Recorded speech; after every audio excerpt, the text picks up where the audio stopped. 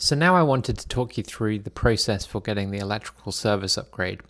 So this included the overhead service being upgraded to 330 amps, coming in and upgrading the panel for the main house, which you can see here in the photo, and also adding a new panel and meter for the ADU. So in reality, this was something that happened in parallel to the construction of the ADU.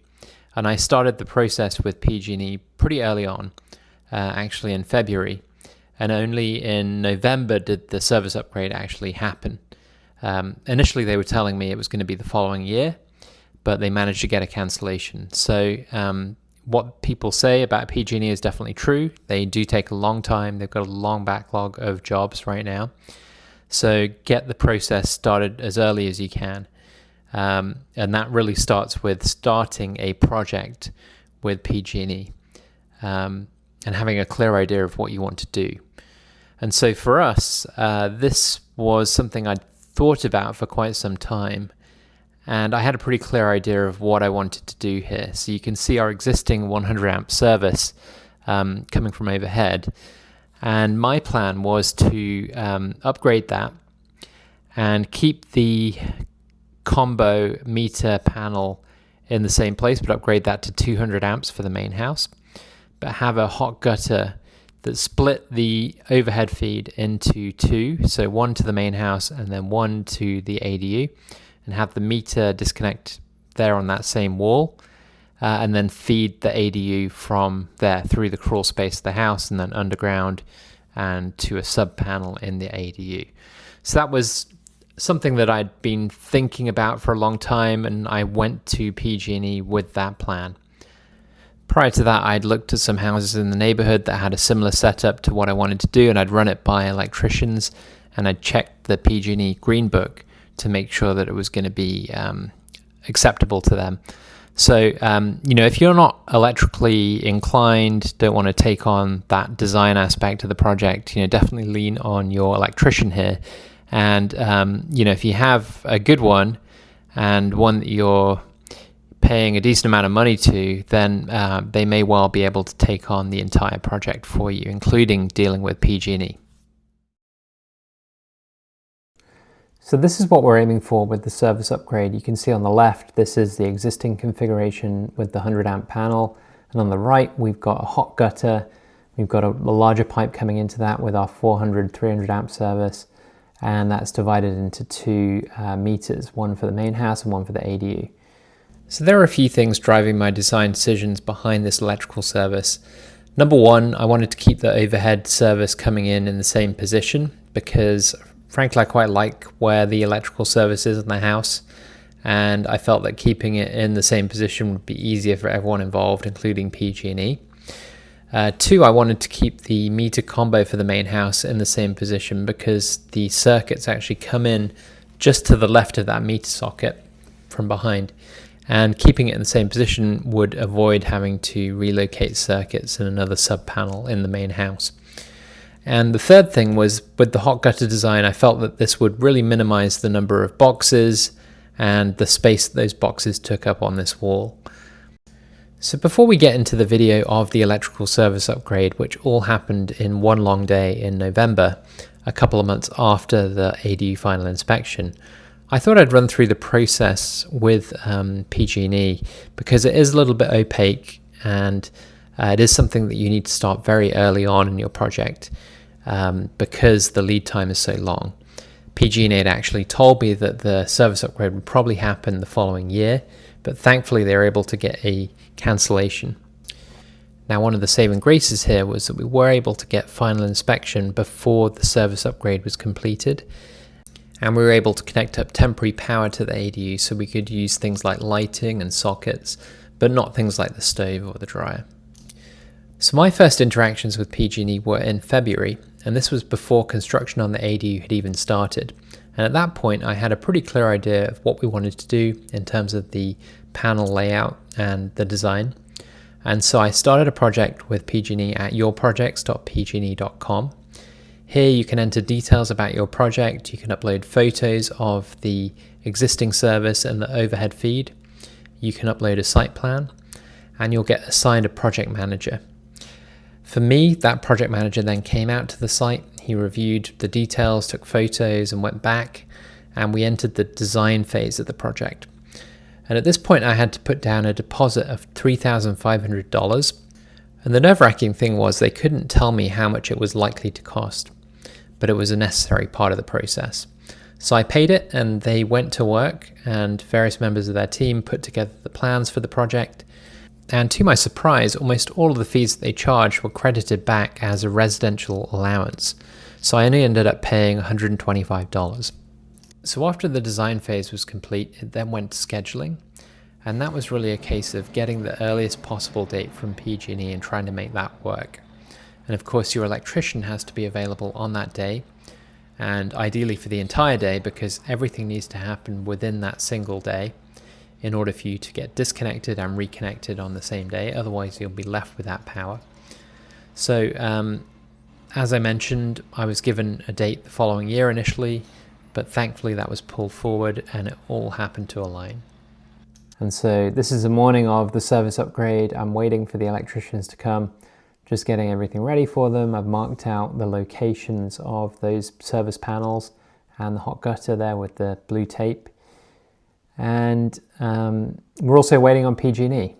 So the electricians have arrived, getting everything set up.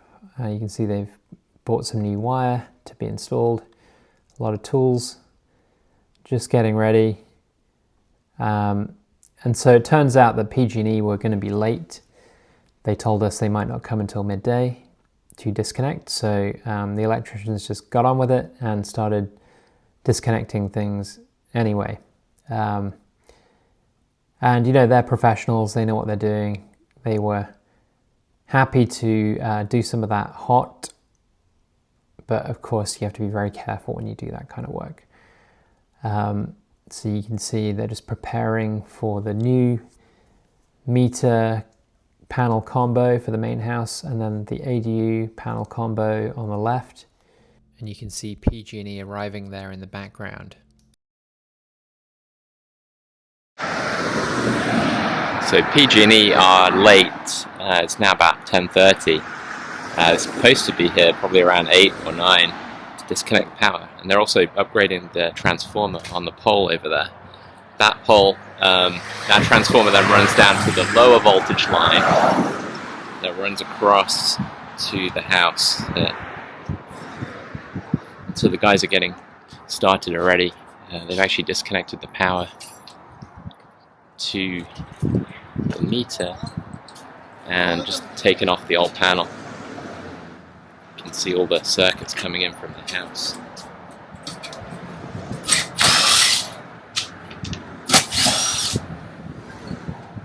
And the blue tape is the layout for the new panels. The one on the left is going to be the ADU disconnect and meter.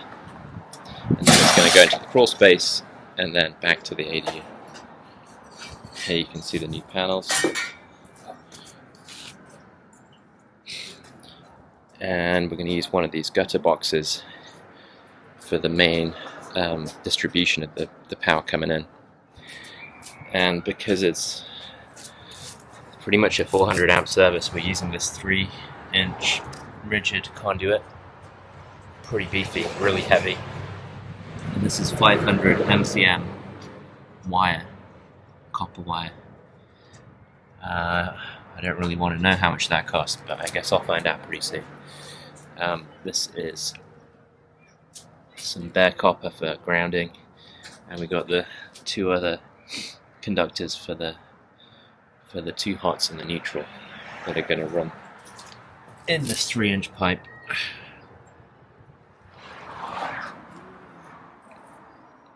But yeah.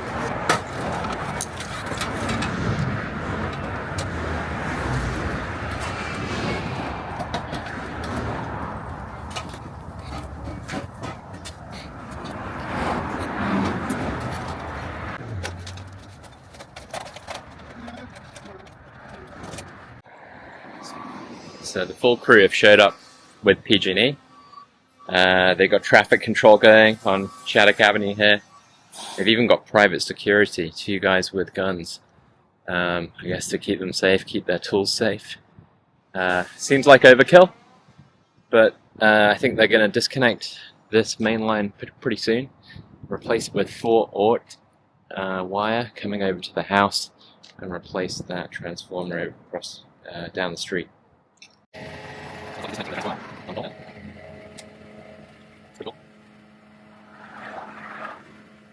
All this just from you, and a 340 service upgrade.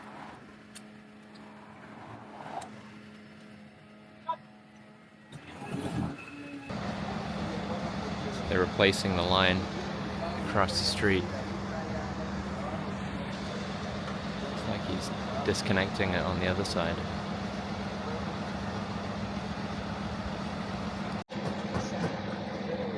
Looks like that's the new transformer on the back.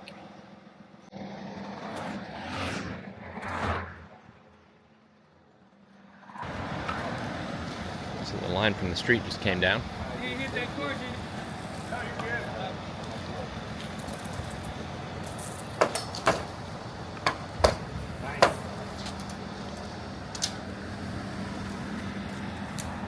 guess it's a good time to have lunch.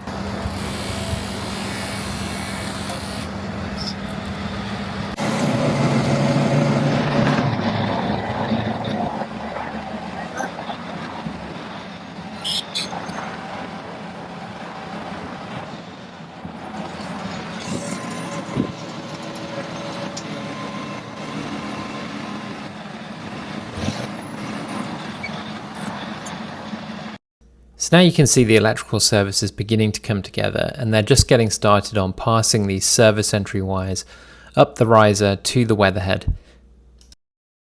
This is my favourite electrical shop in Oakland. A ton of supplies here.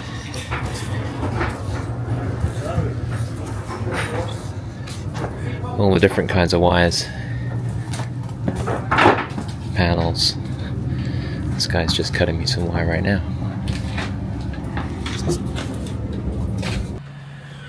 So we're now getting very close to finishing. PG&E have come back to reconnect the service. You can see the hot gutter just being sealed up here. Of course, it rained, which is why we got the umbrella out, but thankfully not too badly. This was done in November, so it's already dark. It's not super late. I think it's like 7 or something like that. I think these guys work around the clock at PG&E because, of course, you know, people have power outages all around the clock. But it was the same crew that came out, at least the same main linesman. And you can see they are, I think they're routing a new wire across the street here. So they're going to run it across and lift it up, and they're going to have to stop traffic. And this guy's going to connect up the wires to the new service. So we're very close to being finished here. Oakland City have been out, they've okayed the panel to be energized.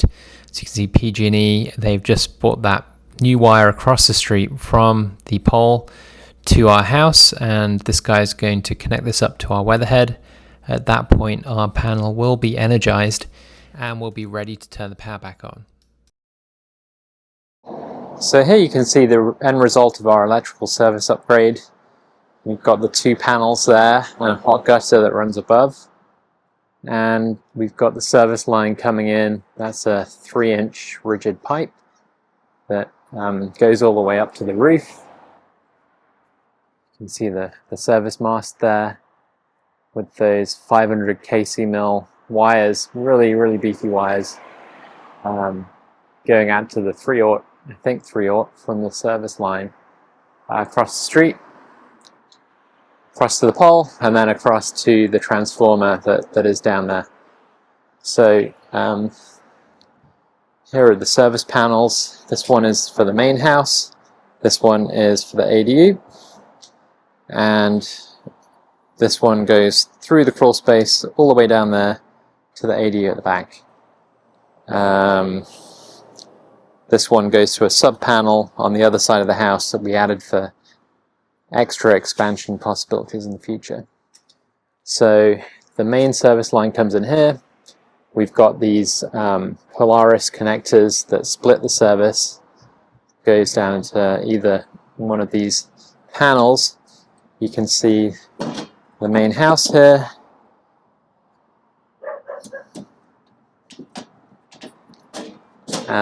So all the circuits in there, and part of why I wanted to keep it in this position was that all the circuits from the house come through a hole around here. So they come into this box and then down here and into this panel. So we don't need to do any rewiring inside the house. This one is for the ADU. So this one's 200 amps, this one's 100 amps. This thing's rusting already, which is too bad. But you can see it's just a sort of main disconnect here. We've actually got two fuses, two breakers for this, and we have a surge protector as well, which is part of the new code requirement for panel upgrades. And then we have the Tesla wall connector coming off the 200 amp panel. This thing's a little bit ugly, and the way it comes in the back is a little bit annoying with these wires for the charging connector, but it works perfectly fine. And then of course we have our grounding. So these are pretty beefy grounding conductors that go through to these ground rods and also to the water line. We've got one ground rod here, and we've got one ground rod in the corner here. So those are, I think, 5/8 inch, 8-foot rods going into the ground.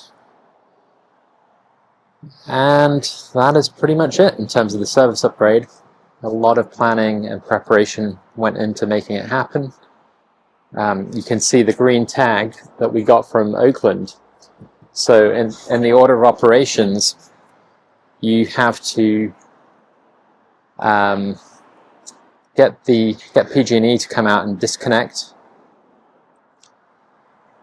Then your electrician can begin working on the new panels and the new service line, the service weatherhead and everything. And then you have to get the city to come out and give you this green tag, which essentially tells PG&E that it is ready to be energized. And so they can come back and they can reconnect up your service mast.